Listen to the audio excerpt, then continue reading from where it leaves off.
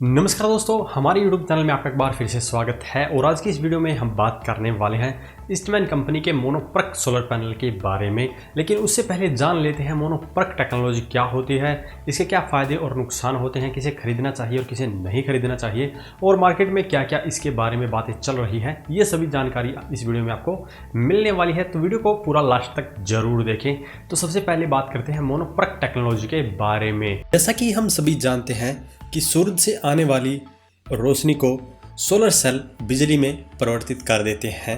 तो ऐसे में जितनी सूर्य की किरण सोलर सेल द्वारा अवशोषित कर ली जाती है उससे वह बिजली बना पाता है। बाकी की जितनी भी लाइट है वो उसके आर पार चली जाती है। तो जो लाइट सोलर सेल के आर पार गई है उसी को वापस सोलर सेल पर लाने के लिए सोलर सेल के पीछे एक और रिफ्लेक्टेड लेयर लगा दी जाती है, जिससे कि जो लाइट सोलर सेल के आर पार जाने वाली थी वह रिफ्लेक्ट होकर वापस सोलर सेल के ऊपर आ जाती है, जिससे कि सोलर सेल की पावर जनरेशन थोड़ी सी बढ़ जाती है, या यूँ कहें कि उसकी इफ़िशियंसी थोड़ी सी बढ़ जाती है। मार्केट के अंदर आपको मोनो सिंपल और मोनोप्रक दोनों तरह के पैनल देखने को मिलते हैं, लेकिन आप बाहर से सोलर पैनल को देखकर यह पता नहीं लगा सकते कि कौन से के अंदर मोनोप्रक सेल का उपयोग हुआ है। तो आप बढ़िया ब्रांड का ही सोलर पैनल खरीदें, जो ट्रस्टेड ब्रांड होती है उसका ही सोलर पैनल खरीदें, तब आपको एक बिल्कुल जेन्युइन चीज़ देखने को मिलेगी। अब चलिए बात करते हैं ईस्टमैन कंपनी के सोलर पैनल के बारे में। तो यहाँ पर आप ईस्टमैन कंपनी का जो मोनोप्रक सोलर पैनल देखेंगे, इसमें जो इसके सेल है वे स्क्वायर टाइप के हैं। आपने काफ़ी वीडियो में देखा होगा कि जो मोनोप्रक सेल होते हैं वो कॉर्नर से कटे हुए होते हैं, लेकिन जैसे जैसे टेक्नोलॉजी को इम्प्रूव किया जा रहा है वैसे वैसे सेल का साइज़ बढ़ाया गया है। इसीलिए यहाँ पर इसके कॉर्नर को कट नहीं किया गया है और स्क्वायर टाइप के सोलर सेल का ही उपयोग किया गया है, जिसके कारण जो नई टेक्नोलॉजी के सोलर सेल है यह 6 से 12% तक अधिक पावर जनरेट कर सकते हैं। सोलर पैनल के ओवरव्यू की बात करें तो यहाँ पर एक तरफ में ईस्टमैन कंपनी का लोगो देखने को मिलता है, और जितने भी बढ़िया ब्रांड के सोलर पैनल होते हैं उनके लोगो आपको सोलर पैनल के ग्लास के अंदर देखने को मिलेंगे, जिससे कि आप पता लगा सकते हैं कि यह ओरिजिनल है या नहीं। जिस भी सोलर पैनल के ऊपर आपको स्टिकर देखने को मिलता है वो सोलर पैनल कभी भी बढ़िया ब्रांड का नहीं होता है। और यहाँ पर दूसरी तरफ आप देखेंगे तो सोलर पैनल का सीरियल नंबर दिया गया है, मैन्युफैक्चरिंग ईयर दी गई है और मॉडल नंबर भी दिया गया है, साथ में RFID टैग भी दिया गया है। और फ्रंट से आपको ये सोलर पैनल कुछ ऐसा देखने को मिलेगा।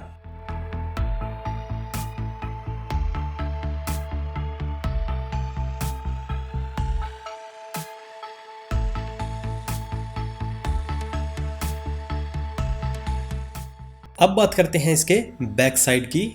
तो बैक साइड की बात करें तो यहाँ पर आपको सबसे पहला इसका वारंटी कार्ड देखने को मिलेगा।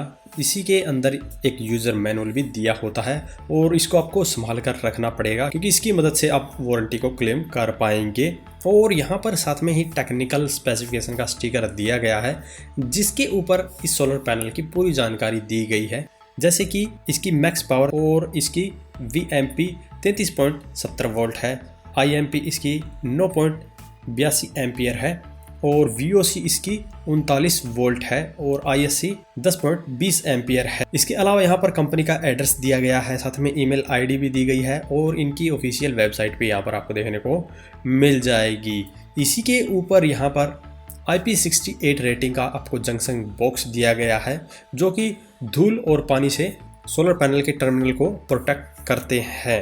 और यहाँ पर हाई क्वालिटी के आपको MC4 कनेक्टर भी देखने को मिलेंगे। साथ में ही यहाँ पर इसकी एक लैब टेस्टिंग रिपोर्ट भी दी गई है, जिससे कि आपको पता चल जाएगा कि स्टैंडर्ड कंडीशन में यह सोलर पैनल कितनी पावर जनरेट कर सकता है। और पैनल के नीचे यहाँ पर ईस्टमैन कंपनी का नाम भी लिखा हुआ है। और पीछे की तरफ से आप देख सकते हैं कि कुछ ऐसा लुक आपको इस सोलर पैनल का देखने को मिलेगा। और बिल्ड क्वालिटी की बात करें तो इसकी बिल्ड क्वालिटी बहुत ही बढ़िया दी गई है। यहाँ पर इसका जो फ्रेम की थिकनेस है वो काफ़ी अच्छी दी गई है, जिससे कि इसकी मजबूती और ज़्यादा बढ़ जाती है। काफ़ी कंपनियों के सोलर पैनल मैंने देखे हैं, वहाँ पर उनके फ्रेम की थिकनेस थोड़ी सी कम रहती है, लेकिन यहाँ पर इस पैनल की जो थिकनेस दी गई है वो काफ़ी मोटी दी गई है। तो आपको भी पैनल खरीदते समय भी इन बातों का ध्यान रखना होगा कि जो पैनल की थिकनेस है वो कितनी दी गई है, क्योंकि उसी पर उस पैनल की मजबूती डिपेंड करती है। तो चलिए अब बात करते हैं इसके फायदे के बारे में। मोनोप्रैक टेक्नोलॉजी का उपयोग करने का सबसे बड़ा फायदा ये होता है कि यह सोलर पैनल लो लाइट और क्लाउडी वेदर के अंदर भी बहुत ही अच्छा परफॉर्म कर सकता है। इसका दूसरा सबसे बड़ा फायदा होता है कि ये सोलर पैनल स्पेस इफिशियंट भी है। जहां पर पॉलीक्रिस्टलाइन टाइप के सोलर पैनल आपको लगभग 330 वोट के अराउंड देखने को मिलते हैं, वहीं पर मोनोप्रैक टेक्नोलॉजी के पैनल आपको 400 वोट तक में देखने को मिलेंगे। और स्पेस एफिशिएंट का मतलब है कि अगर आप 10 किलो वोट का सोलर प्लांट लगाना चाहते हैं, तो अगर आप पॉली पैनल का उपयोग करते हैं तो आपको 32 पैनल लगाने पड़ेंगे, और वहीं मोनोप्रैक टेक्नोलॉजी के पैनल का उपयोग करेंगे तो लगभग 28 पैनल में आपका काम चल जाएगा। तो आप देख सकते हैं 4 पैनल का आपका स्पेस कम हो जाता है, और वहीं पर लेबर भी आपकी कम लगेगी, केबल स्टैंड भी आपका कम लगेगा। तो यहाँ पर आपकी पैसे की बचत वहाँ पर हो जाती है और टाइम की भी बचत हो जाती है। और जैसा कि आपको पता है सोलर पैनल के ऊपर हमें 25 साल की वारंटी मिलती है, लेकिन पॉली पैनल की जो परफॉर्मेंस है वो काफ़ी ज़्यादा डिग्रेड हो जाती है। लेकिन मोनोप्रैक सेल के अंदर ऐसा नहीं है, इसकी जो परफॉर्मेंस है वो धीरे धीरे डिग्रेड होती है। तो आपको ये भी इसके अंदर ज़्यादा बेनिफिट देखने को मिलता है। तो ये हुए फायदे की बात। अब बात करते हैं नुकसान की। इस सोलर पैनल को लगाने का कोई भी नुकसान नहीं है, लेकिन यहाँ पर आपको पता है कि पॉली पैनल के मुकाबले मोनोप्रैक पैनल थोड़े से कॉस्टली होते हैं, लेकिन ये जैसे कॉस्टली होते हैं वैसे ही आपको ज़्यादा पावर भी जनरेट करके देंगे, क्योंकि पूरे साल आपको एक जैसा मौसम नहीं मिलता है। कभी धूप होती है, कभी आपको कम लाइट भी मिलेगी, कभी क्लाउडी वेदर भी होगा। तो वहाँ पर ये पैनल पॉली के मुकाबले आपको ज़्यादा पावर जनरेट करके देंगे, तो आपको ज़्यादा पैसे देने में भी कोई दिक्कत नहीं है। अब बात करते हैं कि आपको इसे खरीदना चाहिए या नहीं। तो डेफिनेटली आपको मोनोप्रैक टेक्नोलॉजी के सोलर पैनल खरीदने चाहिए।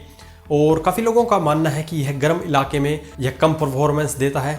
ऐसा कुछ नहीं है, यह पॉली पैनल के मुकाबले हमेशा आपको ज़्यादा पावर जनरेट करके ही देगा, चाहे कैसी भी वेदर कंडीशन आपके सामने क्यों ना हो। तो आप राजस्थान में तो भी इसका उपयोग कर सकते हैं, हरियाणा में है तो भी आप यूज़ कर सकते हैं, और अगर आप किसी ठंडे इलाके में जैसे जम्मू कश्मीर में है तो भी आप इसका उपयोग कर सकते हैं। अब बात करते हैं इसके प्राइस की। तो प्राइस जो है वो चेंज होती रहती है। आपको डिस्प्ले के ऊपर इस कंपनी के कॉन्टैक्ट नंबर मिल जाएंगे, वहां से आप इस पैनल का एग्जैक्ट प्राइस पता कर सकते हैं। क्योंकि मान लीजिए आप वीडियो आज से 1 साल बाद में इसे देख रहे हैं, तो उस समय इसका प्राइस कुछ और होगा। इसलिए आप लेटेस्ट प्राइस जानने के लिए वीडियो के ऊपर दिए गए कॉन्टैक्ट नंबर से कॉन्टैक्ट करके इसका एक्चुअल प्राइस जान सकते हैं। तो यहाँ पर वीडियो खत्म करने से पहले आपके लिए एक सवाल है। इस सोलर पैनल की VOC 39 वोल्ट है, तो आप वीडियो के कमेंट बॉक्स में कमेंट करके बताएं कि किस टेक्नोलॉजी के सोलर इन्वर्टर के लिए ये पैनल ज़्यादा बढ़िया रहेगा। तो अभी के इस वीडियो में इतना ही। अगर इसके बारे में अभी भी आपका कोई सवाल या सुझाव रह जाता है तो वीडियो कमेंट बॉक्स में कमेंट करें। और वीडियो पसंद आए तो वीडियो लाइक करें, शेयर करें, साथ ही हमारे चैनल को सब्सक्राइब करें। सब्सक्राइब करने के साथ साथ बेल आइकन को जरूर दबाएं, ताकि इसी प्रकार की वीडियो आपको समय समय पर मिलती रहे। धन्यवाद।